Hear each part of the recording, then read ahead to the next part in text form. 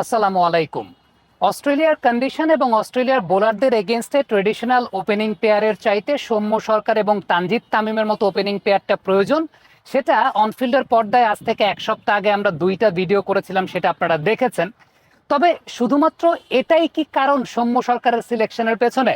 আপনি যদি পরিসংখ্যানগত কারণও বা লজিক্যাল কারণও খুঁজতে চান, সেক্ষেত্রে কন্ডিশনের কথা কিংবা অস্ট্রেলিয়ান বোলারদের কথা বাদ দিলেও গত যে প্রথম শ্রেণীর ক্রিকেটের সিজনটা বাংলাদেশের ছিল, গত এনসিএলটা ছিল, সেই এনসিএল এর টপ স্কোরারের নাম কিন্তু সৌম্য সরকার।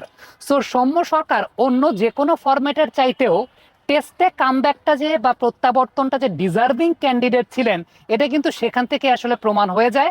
আপনি গত সিজনে যদি সৌম্য সরকারের মোট রান সংখ্যাটা দেখেন, 633 রান তিনি করেছিলেন, 4টা হাফ সেঞ্চুরি করেছিলেন, একটা সেঞ্চুরি করেছিলেন, 40-এর উপরে তার গড় ছিল। এবং একটা ইনিংসে তিনি যে ইনিংসটা সেঞ্চুরি করেছিলেন, বেশ কমফোর্টেবল ব্যাটিং তিনি করেছিলেন। এবং ওই সিজনটা বা লাস্ট সিজনটাতে সৌম্য সরকার যখন 633 রান কিংবা সর্বোচ্চ রান সংগ্রাহক হয়েছেন, তার মানে কিন্তু সৌম্য সরকার ন্যাচারালি আসলে ডিজার্ভিং ক্যান্ডিডেট যে অস্ট্রেলিয়ার মতো সিরিজ, যেখানে আসলে কন্ডিশনটাও তার জন্য অনেক বেশি মাত্রায় ফেভারেবল। কিংবা আমরা যে পরিসংখ্যানটা আপনাদেরকে এর আগে দেখিয়েছিলাম যে সৌম্য সরকার ওভারসিজ কন্ডিশনে তার ব্যাটিং গড়টা হোম কন্ডিশনে টেস্টের ব্যাটিং গড়ের চাইতেও বেশি। ওশেনিয়া কন্ডিশনে সৌম্য সরকারের ব্যাটিং গড়টা বা এর আগে তার ট্র্যাক রেকর্ডটা অনেক ভালো।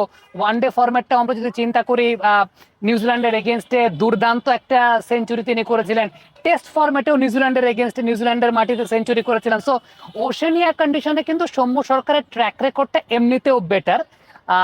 যেই ধরনের বোলার আছে, Mitchell Starc, Pat Cummins, Josh Hazlewood, ওই টাইপের কন্ডিশনে কিংবা এই ধরনের এক্সপিরিয়েন্স বোলারদের এগেনস্টে সৌম্য সরকারের ট্র্যাক রেকর্ডটা বা তার প্লেইং এবিলিটির জায়গাটা ভরসা করলে সেই ব্যাপারটা আমরা আলোচনা করেছিলাম। সেই সঙ্গে এটাও কিন্তু একটা সিগনিফিকেন্ট রিজন, যেটা হয়তোবা দেশের অর্ধেকের বেশি মানুষের মাথায় নাই কিংবা মানুষ হয়তো ওই রকম ভাবে জানেন না। সেটা হচ্ছে সৌম্য কিন্তু ফার্স্ট ক্লাস সিজনে, গত সিজনটাতে 633 রান করেছিলেন, সর্বোচ্চ রান সংগ্রাহক ছিলেন। সত্যি কথা বলতে আমাদের ফার্স্ট ক্লাস ক্রিকেট বা ডোমেস্টিক ক্রিকেট কিংবা আমাদের এ টিমের যে সিরিজগুলো হচ্ছে, সেগুলোর ব্যাপারে আমাদের ম্যাক্সিমাম মানুষজন খোঁজ খবর রাখেন না। এবং ওই গড়পড়তা একটা মন্তব্য, মতামত সোশ্যাল মিডিয়াতে আসলে তারা করে ফেলেন, যে কারণে এই খোঁজ খবরগুলো না রাখার কারণে জাস্টিফিকেশন গুলো সত্যি কথা বলতে তারা ঠিকঠাক মতো বুঝতে পারেন না। আরেকজনের ব্যাপারে অনেক বেশি মাত্রায় কথা হচ্ছে, সেটা হচ্ছে জাকের আলী অনেককে কেন এই জায়গাটায় প্রত্যাবর্তন করানো হয়েছে। এখন দেখেন, বাংলাদেশ এ টিম বা এমার্জিং টিমে কারা খেলেন? এ টিম বা এমার্জিং টিমের সিরিজগুলো যখন হয়, যে যে ফরম্যাটে হয়, তার মানে ওই প্লেয়াররা সিলেক্টরদের বিবেচনায় আছেন ওই পার্টিকুলার ফরম্যাট অনুযায়ী। বাংলাদেশ এমার্জিং টিম সর্বশেষ বা বাংলাদেশ এ টিম যে সর্বশেষ টেস্ট সিরিজটা খেলেছে জিম্বাবুয়ে এ টিমের এগেনস্টে, সেই টেস্ট সিরিজে সবচেয়ে সফল ব্যাটসম্যানের নাম জাকের আলী অনেক। আপনি মানেন কিংবা না মানেন, আপনার ভালো লাগুক কিংবা না লাগুক, তার ব্যাটিং স্টাইল আপনার পছন্দ হোক কিংবা না হোক, পরিসংখ্যানগত জায়গায় জিম্বাবুয়ে এ টিমের সঙ্গে বাংলাদেশ এ টিমের সর্বশেষ যে টেস্ট সিরিজটা হয়েছে, সেই টেস্ট সিরিজের দুটা ইনিংসেই জাকের আলী অনেকের হাফ সেঞ্চুরি ছিল।